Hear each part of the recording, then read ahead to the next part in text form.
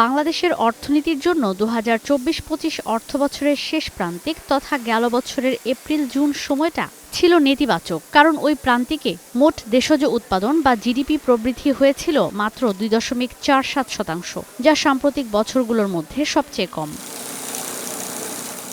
তবে পরিস্থিতি ঘুরে দাঁড়িয়েছে চলমান অর্থবছরের জুলাই-সেপ্টেম্বর প্রান্তিকে। প্রবৃদ্ধি বেড়ে হয়েছে ৪.৫%। ওই প্রান্তিকে আগের অর্থবছরের একই সময়ের তুলনায় কৃষি, শিল্প ও সেবা খাতে জিডিপি অনেক বেড়েছে।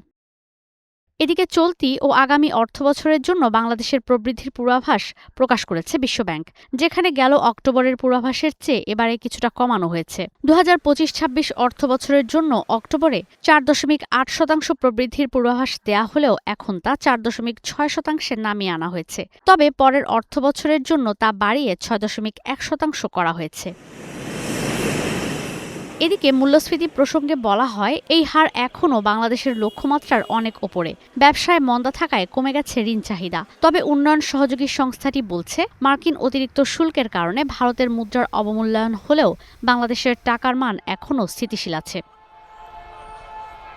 চলতি বছরের জন্য দক্ষিণ এশিয়ার প্রবৃদ্ধির পূর্বাভাস কমিয়েছে বিশ্বব্যাংক। সংস্থাটি বলছে, ২০২৬ সালে বাংলাদেশ ও নেপালে নির্বাচন হয়ে গেলে অর্থনীতি আরও স্থিতিশীল হবে। এতে বাড়তে পারে বিনিয়োগ। দক্ষিণ এশিয়ার জন্য পূর্বাভাস কমালেও চলতি বছরের জন্য বৈশ্বিক প্রবৃদ্ধির পূর্বাভাস বাড়িয়ে ২.৬% ধরেছে বিশ্বব্যাংক।